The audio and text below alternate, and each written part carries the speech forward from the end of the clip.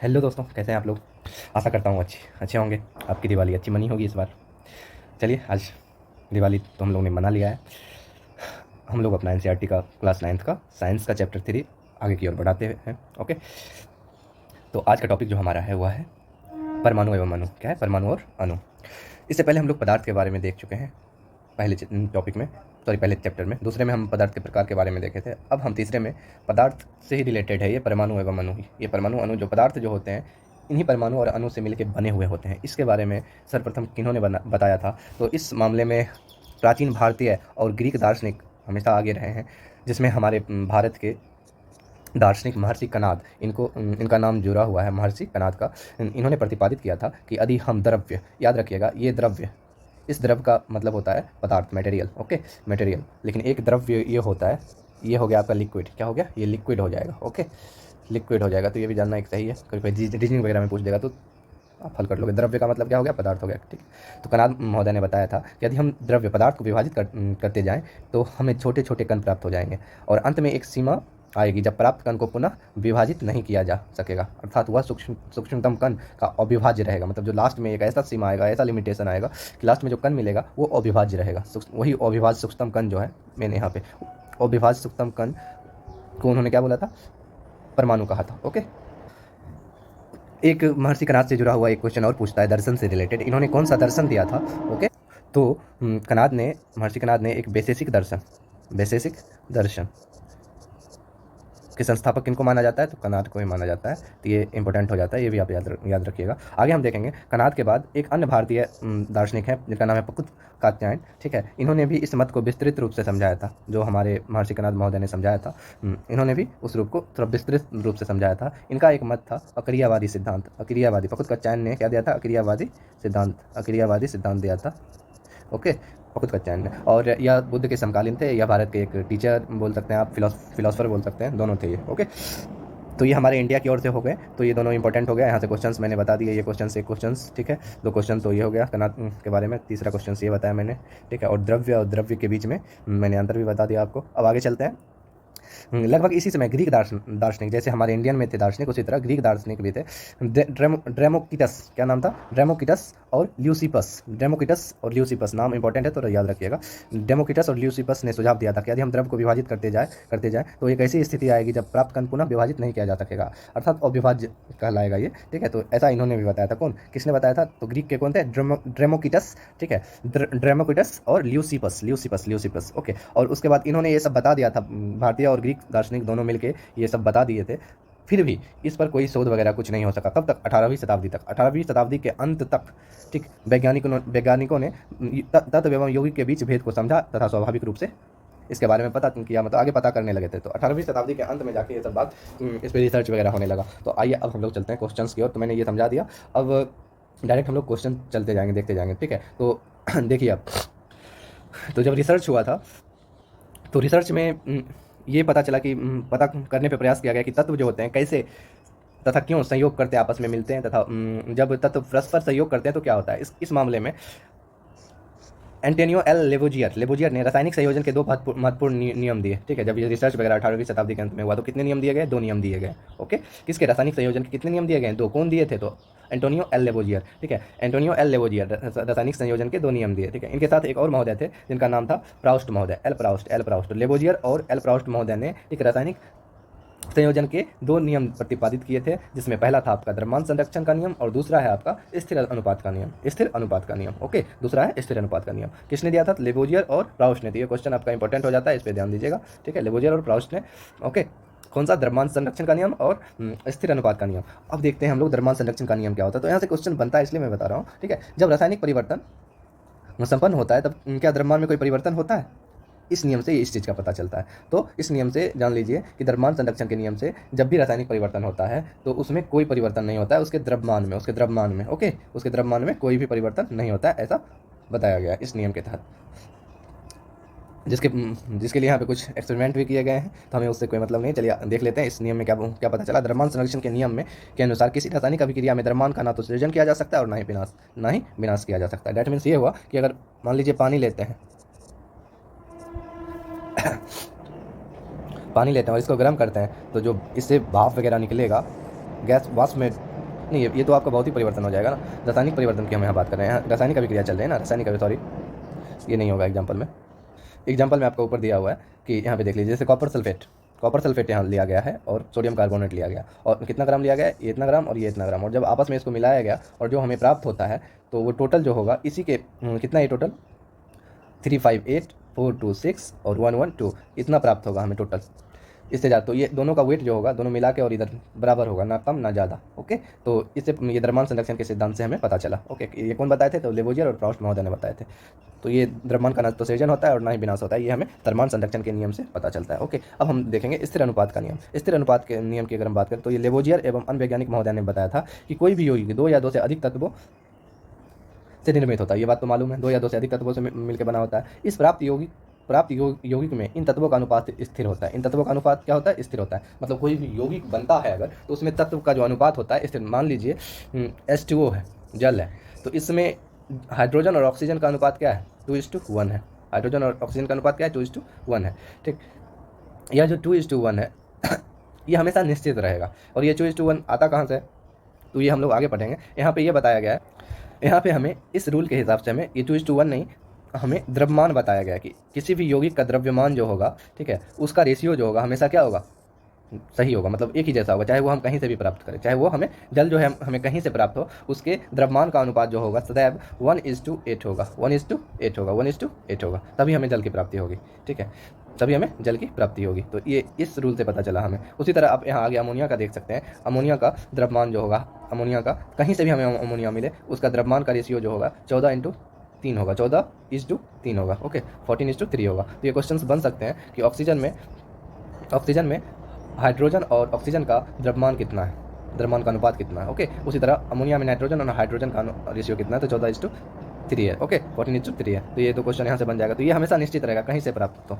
इस प्रॉस्ट महोदय ने भी यही बात बोला था, किसी भी यौगिक में तत्व सदैव एक निश्चित द्रव्यमान के अनुपात में विद्यमान रहता है। तो याद रखिएगा, ये लाइन इंपॉर्टेंट हो जाता है। ये लाइन आपको दे देगा और बोलेगा ये किस नियम से है, तो स्थिर अनुपात के नियम से, स्थिर अनुपात के नियम से। ओके, अब यहाँ एक महोदय है जॉन डाल्टन महोदय, इनके बारे में पढ़ेंगे। इन्होंने क्या किया था, इनका जन्म जो इंग्लैंड के दुला परिवार में हुआ, 12 वर्ष तक ये शिक्षक रहे, 7 साल बाद ये स्कूल के प्रिंसिपल हो गए। फिर इन्होंने 1793 में जॉन डाल्टन एक कॉलेज में गणित, भौतिकी एवं रसायन शास्त्र पढ़ाने के लिए मैनचेस्टर चले गए। वहाँ पर इन्होंने अपने जीवन का अधिकांश समय रिसर्च पे व्यतीत कर दिया।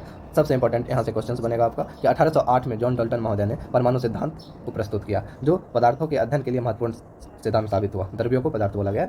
ओके, तो परमाणु सिद्धांत कौन दिए थे, जॉन डाल्टन महोदय ने दिया था। कब दिया था, 1808 में। ये डेट भी इंपॉर्टेंट है। ओके, और ये परमाणु सिद्धांत कौन दिए थे, जॉन डाल्टन महोदय ने दिए थे। तब आगे हम लोग चलते हैं, इन्होंने क्या बताया था तो वो भी देख लेते हैं। डाल्टन के परमाणु सिद्धांत ने द्रव्यमान के संरक्षण के नियम एवं निश्चित अनुपात के नियम की युक्तिसंगत व्याख्या की है। ओके, युक्तिसंगत व्याख्या की है। तो देखते हैं परमाणु सिद्धांत क्या होता है, एक एक करके जानते हैं। इसमें क्या होता है कि इनमें बताया गया कि सभी पदार्थ जो होते हैं परमाणुओं से निर्मित होते हैं। बात तो सही है, ये बात तो पहले भी बता दिया गया था। परमाणु अविभाज्य सूक्ष्म कण होते हैं जो रासायनिक अभिक्रिया में ना तो सृजित होते हैं और ना ही विनाश होते हैं। ये बात इन्होंने बताया कि रासायनिक अभिक्रिया में ना तो सृजित होते हैं और ना ही विनाश होता है इनका, किसका, परमाणु का। ओके, ये दूसरा ये पूछ देगा आपको, और डीपली अगर साइंस में पूछेगा डाल्टन सिद्धांत से, ठीक है, तो यहाँ से पूछ देगा डाल्टन के परमाणु सिद्धांत के अनुसार ये है, और उसमें से कुछ गलत दे देगा। ओके, तो यहाँ परमाणु ना तो सृजित होता है और ना ही उनका विनाश होता है, किसमें, रासायनिक अभिक्रिया में, ऐसा बताया गया है इनके परमाणु सिद्धांत में। तीसरा देखिए, दिए गए तत्व के सभी परमाणुओं का द्रव्यमान एवं रासायनिक गुणधर्म समान होता है। ओके, भिन्न भिन्न तत्वों के परमाणुओं के द्रव्यमान एवं रासायनिक गुणधर्म भिन्न भिन्न होते हैं। ओके, ये भी है। उसके बाद भिन्न भिन्न तत्वों के परमाणु परस्पर छोटी पूर्ण संख्या के अनुपात में सहयोग कर यौगिक निर्मित करते हैं। पाँचवा छठा में किसी भी यौगिक में परमाणुओं के सापेक्ष संख्या एवं प्रकार निश्चित होते हैं, तो ये हम लोग ने देख लिया, सबका अपना अपना क्या होता है, परमाणु के सापेक्ष में संख्या एवं प्रकार निश्चित होते हैं। तो यहाँ तक हम लोग ने देख लिया। अब हम लोग देखेंगे कि परमाणु होता क्या है, तो परमाणु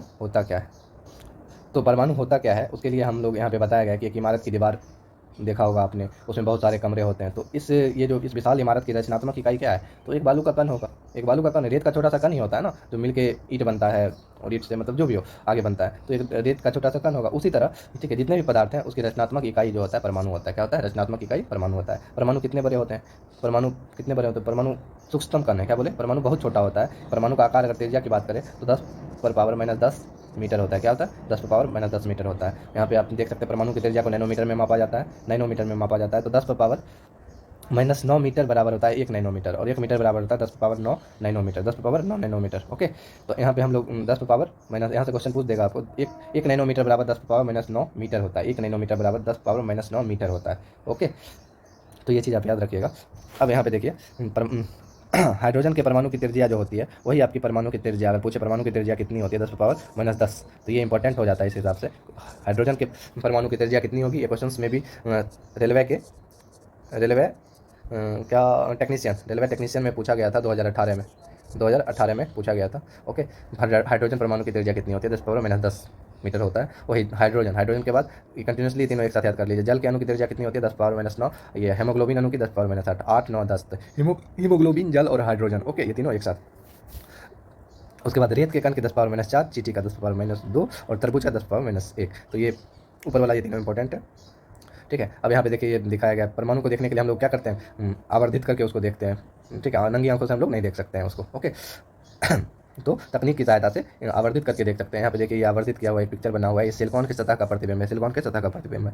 अब आगे हम लोग देखेंगे विभिन्न तत्वों के परमाणुओं के आधुनिक प्रतीक क्या है। आधुनिक प्रतीक की बात करें तो डाल्टन ऐसे प्रथम वैज्ञानिक थे जिन्होंने तत्वों के प्रतीकों का प्रयोग अत्यंत विशिष्ट अर्थ में किया था। डाल्टन ने सबसे पहले तत्वों के प्रतीक को किसने लिखा था, तो डाल्टन ने ही लिखा था। और इन्होंने किसी तत्व के प्रतीक का प्रयोग किया था तो यह प्रतीक उस तत्व की एक निश्चित मात्रा की ओर इंगित करता था, अर्थात यह प्रतीक तत्व के एक परमाणु को प्रदर्शित करता था, ठीक है। तो इन्होंने किस आधार पर किया था, तो तत्व की मात्रा के आधार पर इन्होंने प्रतीक को डिसाइड किया था कि किसने, तो डाल्टन महोदय ने तत्व की मात्रा के प्रतीक के रूप में डिसाइड किया था। तो प्रतीक तत्व के एक परमाणु को प्रदर्शित करता था। इस हिसाब से सबसे पहले प्रतीक किसने लिखा तत्वों का, तो डाल्टन महोदय ने। यहाँ देख सकते हैं आप, डाल्टन द्वारा सुझाए गए कुछ प्रतीक दिए गए हैं। हाइड्रोजन का ये जो है हाइड्रोजन एक होता है, तो ऐसा इन्होंने बताया है। तो डाल्टन का थोड़ा ये देख लीजिएगा, इससे थोड़ा क्वेश्चन बन सकते हैं कभी, मतलब ज़्यादा अगर डीपली पूछे तो यहाँ से क्वेश्चन उठाएगा, ठीक है। कोई फिगर दे देगा, बोल देगा ये किसका प्रतीक है, तो यहाँ से क्वेश्चन उठा सकता है, वो भी रेलवे वाले एग्जाम में उठाएगा, बाय द वे और किसी एग्जाम में नहीं, मुझे ऐसा लग रहा है, ठीक है। फास्फोरस इंपॉर्टेंट है, इसमें सल्फर इंपॉर्टेंट है, ओके। फास्फोरस सल्फर इंपॉर्टेंट है, हाइड्रोजन तो है ही, कार्बन इंपॉर्टेंट है आपका, ऑक्सीजन इंपॉर्टेंट है, बाद बाकी ये सबसे पूछने का चांस कम बनता है, ओके। तो ये स्टार्टिंग के 5 जो है आप देख लीजिए। हाइड्रोजन का फिगर ये हो गया। फास्फोरस में क्या, इसका फास्फोरस 15 होता है ना, तो 2, 8, 10, 10, 5, 10, 5, 15, ठीक है। बच गया 3, इसलिए इसमें 3 लाइन है, ओके। सल्फर में 2, 8, 10, 10, 6 होता है ना, 2, 8, 10, 6, 16 हो गया सल्फर का। इसमें 4, 2 2 लाइन इसमें जोड़े गए हैं, ठीक है।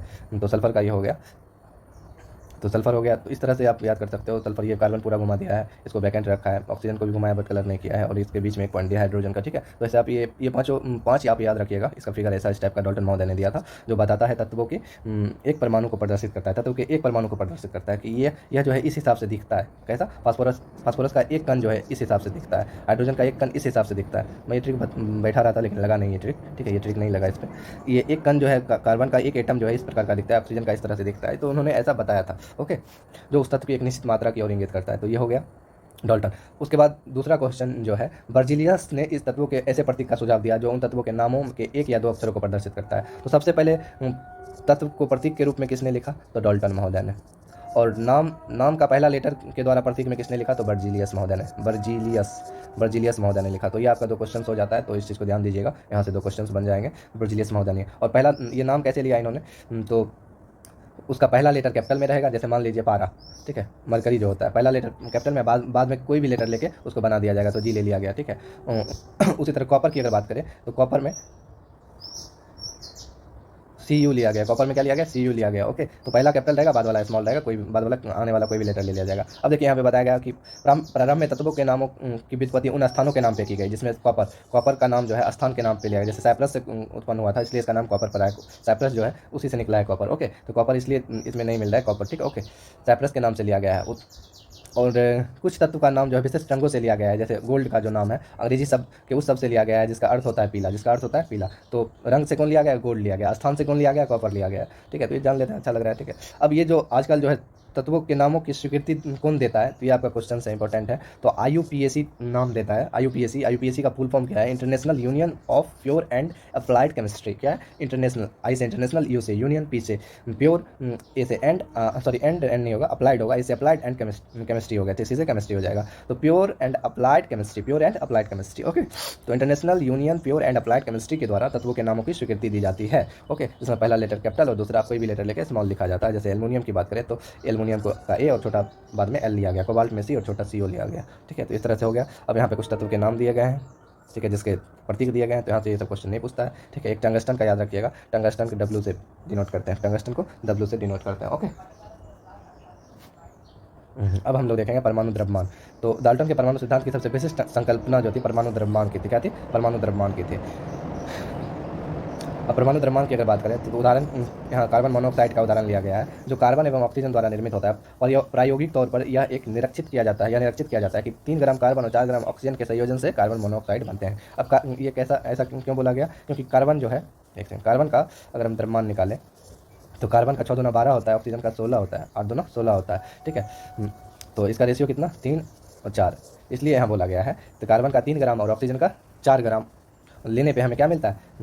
कार्बन मोनोऑक्साइड मिलता है। तो ये क्वेश्चन यहाँ से पूछ देगा कि कार्बन और ऑक्सीजन के 3 ग्राम और 4 ग्राम ले तो हमें क्या प्राप्त होगा, और संयोजन किया जाए तो क्या प्राप्त होगा? तो कार्बन मोनोऑक्साइड प्राप्त होगा। दूसरे शब्द में हम यह भी कर सकते हैं, कार्बन जो है, कार्बन कितना 3 है, अपने 4/3 गुना अधिक द्रव्यमान वाले, 4/3 किसका है? ये ऑक्सीजन का सॉरी, ये ऑक्सीजन का है। तो 3 कट जाएगा तो ऑक्सीजन का 4 निकला। ठीक है, ऑक्सीजन का 4 निकल गया, तो अपने 4/3 गुना अधिक द्रव्यमान वाले ऑक्सीजन के साथ संयुक्त होता है। ओके, तो ये समझ गया आप, कार्बन का 3 ग्राम, ऑक्सीजन का 4 ग्राम। ये क्वेश्चन पूछ सकता है कि लेने से आप क्या प्राप्त होता है आपको? तो कार्बन मोनोऑक्साइड। अब यहाँ पे बताया गया है कि मान लीजिए कि हम परमाणु द्रव्यमान की इकाई को एक कार्बन के परमाणु द्रव्यमान मानते हैं। ठीक है, परमाणु द्रव्यमान के बराबर मानते हैं। कार्बन परमाणु को 1 U तथा ऑक्सीजन परमाणु के द्रव्यमान को 1.33 U निर्दिष्ट करेंगे। अब देखिए, पहले हम लोग AMU लेते थे। ठीक है, द्रव्यमान AMU से एटॉमिक मास करके हम लोग डिनोट करते थे, लेकिन अब AMU की जगह जो है, ठीक है, IUPAC ने, ठीक है, यू को लिया है। क्या लिया है? AMU की जगह यू को लिया, जिसका यू का मतलब होता है यूनिफाइड द्रव्यमान को प्रदर्शित करता है। और हम द्रव्यमान को प्रदर्शित करने के लिए इकाई रूप में क्या ले रहे हैं? ठीक है, कार्बन को मानते हैं, कार्बन 12 को मानते हैं। मतलब कार्बन 12 को मतलब क्या? कार्बन 12 का मतलब कार्बन के 12वें भाग का जो द्रव्यमान होगा ना, वो हम यूनिट के रूप में मानते हैं, और इसी यूनिट से हम अन्य तत्वों के द्रव्यमान को डिसाइड करते हैं, अन्य तत्वों के द्रव्यमान के डिसाइड करते हैं। ओके, तो चलिए यही आगे बताया जाएगा। और ये हमने कब माना था? 1961 में माना था। कब माना था? परमाणु में द्रव्यमानों को ज्ञात करने के लिए परमाणु द्रव्यमान इकाई कार्बन 12 समस्थानिक के मानक संदर्भ के रूप में स्वीकार किया गया था। कब? 1961 में स्वीकार किया गया। इस चीज़ को हम लोग समझेंगे, यहाँ वही बताया गया है। यहाँ डायरेक्ट हम लोग इस चित्र से समझ लेते हैं। मान लीजिए ये तरबूज जो है आपका क्या है? कार्बन है। क्या है? कार्बन है। इसको 12 भाग में बांट दिया गया, और इसका एक भाग जो है ये रहा, 12 में से कोई एक भाग ये रहा। अब इसी से हम लोग क्या करेंगे? कोई भी तत्व का द्रव्यमान हमें जानना है, जैसे यहाँ पे दूसरा ले लिया गया, तो इसका एक भाग उठाएंगे और इसके बराबर तौल देंगे, या जितना इससे गुना होगा, मतलब जितना डबल होगा, ट्रिपल होगा, तो ये हम लोग यूनिट के रूप में इसका यूज करते हैं। तो वही यहाँ पे बताएगा कि पहला में तरबूज, दैट मीन्स कार्बन 12 टुकड़ा। ठीक है, दैट मीन्स 12 कार्बन। तरबूज का 1/2वां भाग, ठीक है, 1/12वां भाग, 2 माने तरबूज के टुकड़ों का उपयोग करके, मतलब कार्बन के टुकड़ों का उपयोग करके जो है अन्य तत्वों के उनको कैसे तोला जाएगा, ये हमें यहाँ से प्राप्त होगा। ठीक है, हम हमेशा कार्बन के 12वें भाग का यूज करके किसी भी तत्व का द्रव्यमान निकालते हैं। ये चीज़ तो हमने देख लिया। अब जैसे हम यहाँ बात करेंगे हाइड्रोजन का परमाणु द्रव्यमान 1 होता है। हाइड्रोजन का द्रव्यमान कितना होता है? 1 होता है। कार्बन का कितना होता है? 12 होता है। नाइट्रोजन का कितना होता है? 14 होता है। याद रखिएगा, ये स्टार्टिंग में ये इंपॉर्टेंट है, ये थोड़ा द्रव्यमान, क्योंकि एक हाइड्रोजन का एक रहेगा ये। अब जैसे 6 देखिए, जब सम रहता है ना, सम डिजिट, तो इसका डबल हो जाता है। नाइट्रोजन 7 है, 7 का भी 14 ही होता है। ऑक्सीजन 8 का 16 होता है। 11, सोडियम का 11 है, 11 दूना 22 प्लस 21 हो जाएगा। मैग्नीशियम 13 है, ऑड है 13, मैग्नीशियम 12 है, मैग्नीशियम 12 है, ठीक, तो 12 दूना 24 हो जाएगा। सल्फर 16 दूना 32 हो जाएगा। क्लोरीन आप याद कर लीजिए, क्लोरीन थोड़ा इंपॉर्टेंट है। क्लोरीन 35 है, कैल्शियम 40 है। ओके, और नाइट्रोजन आपका 14 है, 7 दूना 14। ओके, परमाणु किस प्रकार अस्तित्व में रहते हैं ये हम लोग देखेंगे। अधिकांश तत्व के परमाणु स्वतंत्र रूप में अस्तित्व में नहीं रह पाते हैं। परमाणु अणु एवं आयन बनाते हैं। परमाणु क्या बनाते हैं? अणु बनाते हैं, आयन बनाते हैं। ओके, ये अणु अथवा आयन अत्यधिक संख्या में पुंजित होकर वह द्रव्य पदार्थ बनाते हैं जिसे हम देख सकते हैं, अनुभव कर सकते हैं और छू सकते हैं। दैट मीन्स बोलने का मतलब हुआ कि सबसे छोटा कण कौन है? तो एटम है। और यही एटम जो है ग्रुपिंग करके क्या बनाता है? ग्रुपिंग जब कर ले तो अणु और आयन में बदल जाता है, और यही अणु और आयन जब आपस में बहुत ज़्यादा हो जाता है तो किस में चेंज हो जाता है? पदार्थ में, और जिसे हम क्या सकते हैं? देख सकते हैं। तो यही बताने का प्रयास किया गया है। अणु क्या है? तो अणु एक नहीं, 2 या 2 से अधिक परमाणुओं का समूह होता है जो आपस में रासायनिक बंधन द्वारा जुड़े होते हैं और वे परस्पर आकर्षण बल के द्वारा एक दूसरे को कसकर पकड़े हुए होते हैं। अणु कहलाता है। ठीक है, अणु किसी तत्व अथवा यौगिक के उस सूक्ष्म कण के रूप में परिभाषित कर सकते हैं जो स्वतंत्र रूप में अस्तित्व में रह सकता है तथा जो उस यौगिक के सभी गुणधर्म को प्रदर्शित करता है। एक ही तत्व के परमाणु अथवा भिन्न तत्वों के परमाणु परस्पर सहयोग करके अणु निर्मित करते हैं। ओके, अब यहाँ देखिए तत्वों के अणु की अगर बात करें तो आर्गन, हीलियम इत्यादि अनेक तत्वों के अणु उसी तत्व के केवल एक परमाणु द्वारा निर्मित होते हैं। ठीक है, तो अणु के हिसाब से अब हम परमाणु को डिसाइड करेंगे, क्योंकि यहाँ पे एक जो ये बना हुआ है आपका, ठीक है, इसमें क्या होता है कि जैसे मान लीजिए तत्व में अधातु है। ठीक है, आर्गन जो होता है एक ही आर्गन का एटम मिल के बनाता है अणु। ओके, आर्गन का एक ही अणु मिल के बनाता है आपका। तो वही यहाँ बोल रहा है कि इसके कि अनेक तत्वों के अणु उसी तत्व के केवल एक परमाणु द्वारा निर्मित होते हैं। तो अणु जो बनता है कभी कभी एक ही एटम के द्वारा बनाया जाता है, और कभी कभी ऐसा होता है कि दो एटम मिलके अणु बनाते हैं, दो एटम मिलके। जैसे ऑक्सीजन की अगर हम बात करें तो ऑक्सीजन कभी भी एक एटम मिलके नहीं बनेगा, इसका अणु जो बनेगा, ऑक्सीजन का अणु जो बनेगा, ठीक है, इसमें दो हमें चाहिए, दो अणु चाहिए तभी ऑक्सीजन बन पाए। ओके, तो वही यहाँ बता रहा है कि ऑक्सीजन अणु दो ऑक्सीजन परमाणुओं से मिलकर बना होता है। ऑक्सीजन मॉलिक्यूल्स अगर हमें चाहिए तो हमें दो एटम लेना ही पड़ेगा ऑक्सीजन का। ओके, इसलिए इसे द्विपरमाणु अणु कहते हैं। तो जिसका निर्माण जो है दो एटम से हो उसे द्विपरमाणु, जिसका निर्माण चार एटम से हो उसको चतुर्परमाणु बोलते हैं। तो यहाँ पे वही बताया गया है, ये याद करना जरूरी है, ठीक है। तो हम लोग यहाँ देख लेते हैं, यहाँ पे क्या बोल रहा है कि किसी अणु की संरचना में प्रयुक्त होने वाले परमाणुओं की संख्या को उस अणु का परमाणुकता बोलते हैं। ओके, तो किसी अणु की संरचना में प्रयुक्त होने वाले परमाणुओं की संख्या को क्या बोलते हैं? अणु की परमाणुकता बोलते हैं। दैट मीन्स वह मॉलिक्यूल्स हमें तभी प्राप्त होगा जब उतना एटम मिलेगा। तो यहाँ आर्गन का मॉलिक्यूल्स अगर हमें चाहिए तो एक ही परमाणु उसके लिए पर्याप्त है, तो उसकी परमाणुकता एकल परमाणुकता कहलाएगी। हीलियम में भी एक ही होता है। ऑक्सीजन की बात करें तो दो ही होता है। हाइड्रोजन में भी दो ही होता है। हाइड्रोजन के मॉलिक्यूल्स हमेशा दो एटम के साथ ही बनेंगे। नाइट्रोजन में भी दो ही बनेंगे। नाइट्रोजन कभी भी ऐसे नहीं लिखा रहता है N2, जहाँ भी लिखा रहेगा वो N2 लिखा रहेगा, क्योंकि दो ही परमाणु होते हैं। क्लोरीन कभी भी Cl2, ठीक है, क्लोरीन के मॉलिक्यूल्स अगर जहाँ भी देखेंगे आप तो Cl2 रहेगा, ठीक है। क्लोरीन तत्व हो गया, लेकिन इसके जब मॉलिक्यूल्स हमें चाहिए तो Cl2, ठीक है, जो कि दो परमाणु से मिलकर बने होते हैं। तो यहाँ से ऑक्सीजन से लेकर आपका क्लोरीन तक द्विपरमाणु होता है। यहाँ इंपॉर्टेंट सबसे ज़्यादा है आपका फास्फोरस के मॉलिक्यूल्स अगर हमें चाहिए तो ये हमें चतुर्परमाणु, मतलब चार हमें फास्फोरस के एटम चाहिए। इसकी परमाणुकता जो होगी चार होगी। कितनी होगी फास्फोरस की परमाणुकता? चार, क्योंकि इसके अणु कितने चाहिए हमें? चार, तभी हमें इसके मॉलिक्यूल्स मिल सकते हैं। ओके, उसी तरह सल्फर के भी चार नहीं, सल्फर के तो बहुत ज़्यादा बहुपरमाणुक है। सल्फर जो है आपका बहुपरमाणुक है। ओके, इसमें चार से भी ज़्यादा लगता है, बहुपरमाणुक है, सल्फर बहुपरमाणुक है, तो इंपॉर्टेंट हो जाता है। उसी तरह धातु की बात करते हैं, धातु में अधिकतर एकल परमाणुकता यहाँ दिखाया गया है, जिसमें सोडियम, आयरन, एल्युमिनियम और कॉपर है। ओके, तो मैंने हुआ धातु में था, तो ये याद कर लीजिएगा, फास्फोरस चतुर्परमाणुक है जबकि सल्फर आपका बहुपरमाणुक है। ओके, ये आप समझ गए ना। मॉलिक्यूल्स हमें किसी भी चीज़ का मॉलिक्यूल्स चाहिए, तो ऑक्सीजन का मॉलिक्यूल्स चाहिए तो हमें दो एटम की जरूरत है। अब यौगिक के अणु की बात करेंगे। यौगिक के अणु की बात यहाँ पे देखिए, यौगिक में जल लिया है। जल में कौन कौन से तत्व हैं? हाइड्रोजन और ऑक्सीजन। और उसका द्रव्यमान का अनुपात क्या होता है? ये सब तो हम लोग पहले देख चुके हैं, 1:8। कार्बन डाइऑक्साइड में द्रव्यमान का अनुपात 3 अनुपात है। तो ये सारणी थोड़ा इंपॉर्टेंट है कि जब भी द्रव्यमान अनुपात आपको CO2 में कार्बन और ऑक्सीजन का द्रव्यमान अनुपात कितना होगा? 3:8 हो जाएगा। 3:8 हो जाएगा। ओके, द्रव्यमान अनुपात। ये कार्बन का देख लीजिए, कार्बन का आपका कितना होता है? 12, ऑक्सीजन का 16 होता है, लेकिन यहाँ CO2 रहता है, ठीक है, तो ये 16 दूना 32 हो जाएगा, ठीक है। अब इसका हम रेशियो निकालेंगे तो 4 3 12, 4 चौके 16, 3:8 क्या हो जाएगा? 8 निकल जाएगा। तो इस तरह से कार्बन का हम निकाल सकते हैं। तो कार्बन का 3:8, अमोनिया का 14 और 3 हो जाएगा, और जल का 1 और 8 हो जाएगा। तो ये हो गया, हम लोग देख लिए। अब यहाँ पे क्या है? यहाँ पे तत्व द्रव्यमान अनुपात और परमाणु द्रव्यमान, और फिर इसका इन दोनों का रेशियो निकाला गया है, तरलता अनुपात, ठीक है। अब जैसे हाइड्रोजन की अगर बात करें तो हाइड्रोजन में का द्रव्यमान अनुपात कितना? 1। परमाणु द्रव्यमान भी 1 ही होता है। ओके, अब ये ऑक्सीजन की बात करें तो ऑक्सीजन में द्रव्यमान अनुपात, तो अब हम ऑक्सीजन का अगर द्रव्यमान अनुपात और परमाणु अनुपात को समझिएगा आप, ठीक है। ऑक्सीजन का अगर हम बोले द्रव्यमान अनुपात, तो इसके एक एटम का निकालना पड़ेगा, एक एटम का 8 आएगा, ठीक है। और वही हम परमाणु के, देखिए इस टॉपिक में जो बताया गया है ना कि आप H2O को 2:1 के रेशियो में क्यों लिखते हैं, ये बताने का प्रयास किया गया। तो 2:1 के रेशियो में हम द्रव्यमान अनुपात और परमाणु द्रव्यमान के का जो रेशियो आता है ना, का रेशियो जो आता है उसके सरलतम अनुपात में बांट के लिखते हैं, ठीक है। तो यहाँ पे H2O की बात किया गया है, तो H2O में H का और ऑक्सीजन का आपस में जो है द्रव्यमान अनुपात कितना है? तो अब जैसे हाइड्रोजन कितना द्रव्यमान अनुपात हमने पहले देख लिया है। हाइड्रोजन और ऑक्सीजन की अगर बात करें तो हाइड्रोजन का कितना हो जाएगा? 2 है तो 2, ऑक्सीजन का कितना हो जाएगा?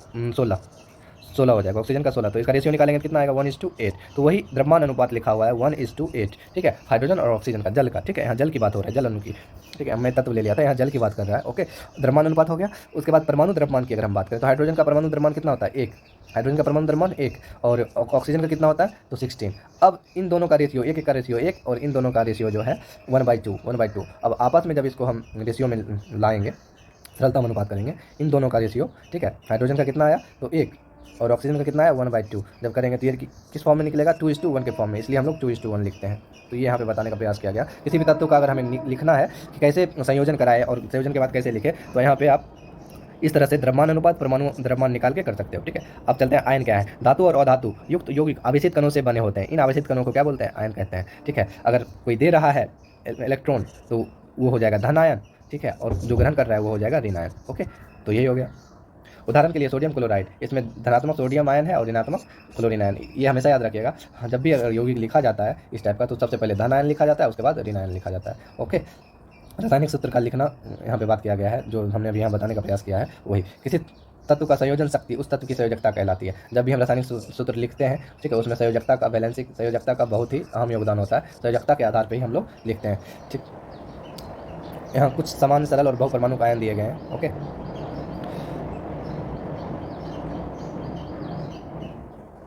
यहाँ बताया गया फिर आयन की संयोजकता अथवा आवेश संतुलित होना चाहिए। जब एक यौगिक किसी धातु एवं अधातु के सहयोग से निर्मित होता है तो धातु के नाम अथवा उसके प्रतीक रासायनिक सूत्र में पहले लिखे जाते हैं। मतलब अब यहाँ ये भी बताया गया कि कोई धातु और अधातु आपस में मिल जाए तो सबसे पहले धातु को लिखा जाएगा, फिर अधातु को लिखा जाएगा। बात वही है, धातु डैश मीन्स प्लस और अधातु बात मतलब माइनस, ठीक है। ओके, बहुपरमाणु आयनों द्वारा निर्मित यौगिकों में आयन को पहले कोष्टक में रखते हैं, तत्पश्चात अनुपातों को दर्शाने वाली संख्या को, ठीक है। जैसे यहाँ पे मान लीजिए यदि बहुपरमाणु आयन की संख्या 1 हो तो कोष्टकों की आवश्यकता नहीं होती है। ओके, नहीं, अगर ज़्यादा रहता है तो कोष्टक लगा के हम लोग लिखते हैं। ओके, अब यहाँ पे सरल यौगिक को लिखने के लिए बताया गया है कि कैसे हम लोग लिखेंगे। तो सबसे पहले हमें उसके लिए क्या करना पड़ता है। हाँ, जैसे मान लीजिए हाइड्रोजन क्लोराइड, तो हाइड्रोजन क्लोराइड में हाइड्रोजन और क्लोरीन होता है, तो इसका हम लोग सबसे पहले संयोजकता निकाल लेंगे और संयोजकता के द्वारा ही हम लोग लिखते हैं उसके यौगिक को। हाइड्रोजन का संयोजकता 1 और क्लोरीन का भी 1 होता है, दोनों को आपस में चेंज कर देंगे, क्रॉसिंग कर देंगे, ये आपका निकल जाएगा HCl। वही बोल रहा है संयोजित परमाणुओं की संयोजकता को क्रॉस करके अणुसूत्र लिखते हैं। क्या लिखते हैं? अणुसूत्र लिखते हैं। ओके, उसी तरह हाइड्रोजन सल्फाइड की बात किया गया, हाइड्रोजन का 1, सल्फर का 2 होता है संयोजकता, आपस में क्रॉसिंग कर दिए H2S, हाइड्रोजन सल्फाइड हो गया। कार्बन टेट्राक्लोराइड, तो कार्बन का 4 होता है और क्लोरीन का 1 होता है, आपस में कर दिए CCl4, कार्बन टेट्राक्लोराइड हो गया। इसी तरह सबका लिखते हैं। उसी तरह एल्युमिनियम का है, कैल्शियम ऑक्साइड का है। ओके, बहुपरमाणिक आयनों का भी यौगिक देखिए हम लोग यहाँ पे लिखे हुए। सोडियम नाइट्रेट का सूत्र, सोडियम नाइट्रेट का NaNO3 होता है, जहाँ पे Na का क्या होता है, सोडियम का 1 होता है प्लस में, और ये NO3 की अगर बात करें तो माइनस में 1 होता है, आपस में कट जाएगा, प्लस माइनस कट जाएगा, इसलिए हम ना कुछ बढ़ाते ना घटाते, सेम टू सेम लिख देते हैं। ओके, अब यहाँ पे बात करेंगे CaOH, Ca का +2 होता है और OH का माइनस होता है, OH का माइनस होता है, तो Ca चला जाएगा उधर और ये OH इधर आ गया, ठीक है। ये हो गया कंप्लीट आपका, ठीक। उसी तरह हम लोग लिखते हैं बाद में कि अब हम डायरेक्ट देखेंगे आणविक द्रव्यमान एवं मोल संकल्पना, ठीक। आणविक द्रव्यमान की अगर हम बात करें, हमने देख लिया द्रव्यमान अनुपात देख लिया जो कि रेशियो निकालते हैं, परमाणु द्रव्यमान देख लिया, अब हम लोग देखेंगे आणविक द्रव्यमान। आणविक द्रव्यमान की बात करें तो किसी यौगिक का पूरा द्रव्यमान, जैसे यहाँ पे एग्जांपल में जल का वो पूछ रहा है आणविक द्रव्यमान क्या होगा, तो सबसे पहले तो जल में हम हाइड्रोजन का आणविक द्रव्यमान कितना, एक होता है ना, 1, और ऑक्सीजन का कितना 16, ऑक्सीजन का कितना 16, तो हाइड्रोजन यहाँ 2 है तो 2 हो जाएगा, और ऑक्सीजन 1 है तो 16 ही रह जाएगा, 16 2 18 हो गया, तो 18 आणविक द्रव्यमान निकल गया। तो किसी यौगिक का द्रव्यमान निकलना ही आणविक द्रव्यमान कहलाता है। ओके, अब यहाँ सूत्र इकाई द्रव्यमान दिया हुआ है, सूत्र इकाई द्रव्यमान दिया हुआ है। तो सूत्र इकाई द्रव्यमान की बात करें तो यह भी एक तरह से आणविक द्रव्यमान जैसे परिकल्पना करते हैं उसी तरह होता है, लेकिन क्या अंतर सिर्फ इतना रहता है कि यहाँ पर हम उस पदार्थ के लिए सूत्र इकाई द्रव्यमान का योग करते हैं जिसके संगठक आयन होते हैं। तो आयन, जहाँ आयन की बात हो रहा है, मेन आयन, ठीक है, आयन का यूज किया गया है जिस पदार्थ में, ठीक है, उसका हम लोग क्या निकालते हैं, सूत्र इकाई द्रव्यमान निकालते हैं, वहाँ पे आणविक द्रव्यमान नहीं निकालते हैं। तो मेन यहाँ पे है आयन, ठीक है, जिसका संगठक क्या हो, आयन हो, वहाँ पे हम लोग सूत्र इकाई द्रव्यमान का यूज करते हैं। ओके, जैसे NaCl की बात करें तो NaCl का हम लोग कभी भी आणविक द्रव्यमान नहीं निकालेंगे, ठीक है, क्या निकालेंगे, सूत्र इकाई द्रव्यमान निकालेंगे। ओके, बाद बाकी आपका यहाँ दिखाया गया है कार्बन परमाणु के 1 मोल में क्या होता है, कितना होता है, 6.022 × 10⁻93 कार्बन के परमाणु होते हैं और 12 ग्राम कार्बन हो गया, ठीक है। हाइड्रोजन की बात करें तो हाइड्रोजन परमाणु का 1 मोल, तो हाइड्रोजन परमाणु का जो एक मोल होगा ना, उसमें भी इतना ही हाइड्रोजन के परमाणु हो गए, लेकिन बात यहाँ होगा 1 ग्राम हाइड्रोजन परमाणु की, ठीक है। यहाँ 12 ग्राम हाइड्रोजन परमाणु की बात हो रही है, लेकिन यहाँ पे 1। उसी तरह हम अगर किसी भी कण का निकालेंगे परमाणु अणु आयन का 1 मोल में, तो उसके 1 मोल में इतना ही कण की संख्या होगी, लेकिन उन कणों का सापेक्ष द्रव्यमान ग्राम में लिया जाएगा। ओके, तो मोल एवोगाड्रो संख्या एवं द्रव्यमान के बीच में संबंध दिखाता है, ठीक है। ये लाइन याद रखिएगा, मोल किसके बीच में संबंध दिखाता है, एवोगाड्रो संख्या और द्रव्यमान के बीच में संबंध दिखाता है।